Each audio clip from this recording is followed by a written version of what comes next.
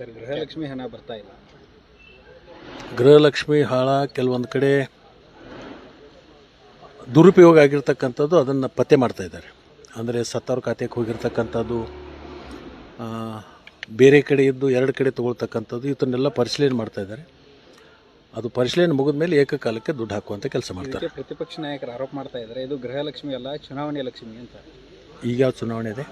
ಮುಂಬರುವ ಚುನಾವಣೆ. ಈಗ ಹಿಂದೆ 5 ವರ್ಷಕ್ಕೊಮ್ಮೆ ಚುನಾವಣೆಗಳು ಬರ್ತಾರೆ. ಕೇಳ್ತಾ ಇದ್ದಾರೆ, ಆ ಚುನಾವಣೆ ಹೊತ್ತಿಗೆ ಇವರೆಲ್ಲ ಕಲೆಕ್ಟ್ ಮಾಡಿ ಮತ್ತೆ ಹಣ ಬಿಡುಗಡೆ ಮಾಡ್ತಾರೆ ಅಂತ ಆರೋಪ ಮಾಡ್ತಾ ಇದ್ದಾರೆ ಸರ್. ಆರೋಪ ಅದ, ನಿನ್ನ ಮೇಲೆ ಒಂದು ಆರೋಪ ಸಿದ್ಧ ಆಗ್ಬೇಕಲ್ಲ. ಆರೋಪ ವಿರೋಧ ಪಕ್ಷದವ್ರು ಇರೋದೇ ಆರೋಪ ಮಾಡಲಿಕ್ಕೆ, ನಮ್ಮನ್ನು ಹೊಗಳಕ್ಕಲ್ಲ. ಅನಿವಾರ್ಯನಾ ಸರ್ ಈಗ ಡಾಕ್ಯುಮೆಂಟ್ಸ್ ಕಲೆಕ್ಟ್ ಮಾಡೋದು ಹೇಳಿರಿ ಅಂತ? ಅಂದರೆ ವ್ಯರ್ಥ ದುಡ್ಡು ಹೋಗ್ಬೇಕಾದದ್ದು ಸರಿ ಅಂತೆ ನೀನು.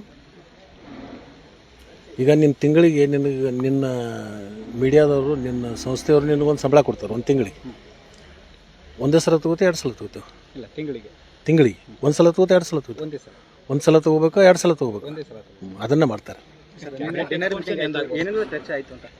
ಡಿನ್ನರ್ ಮೀಟಿಂಗ್ದಾಗ ಊಟ ಚೆನ್ನಾಗಿತ್ತಲ್ಲ ಅಂತ ಕೇಳಿದರು.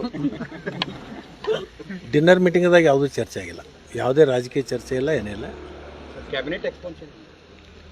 ಕ್ಯಾಬಿನೆಟ್ ಎಕ್ಸ್ಪಾನ್ಷನ್ ಒಂದು ವಾರದಲ್ಲಿ ತೀರ್ಮಾನ ಆಗುತ್ತೆ. ನಿಮಗೇನು ಆಗ್ಬೇಕಂತ, ನಿಮ್ಮ ಮನುಷ್ಯನಾಗ ನನಗೇನು ಆಗ್ಬೇಕಂತ ನಿಮಗಿದೆ? ನಮ್ಗೆ ಸಿಕ್ಕರೆ ಒಳ್ಳೇದಂತ ಅನಿಸ್ತಾ ಇದೆ. ಅನಿಸ್ತಾ ಇದೆ. ಆ ಥರ ವಿಶ್ ಮಾಡಿ.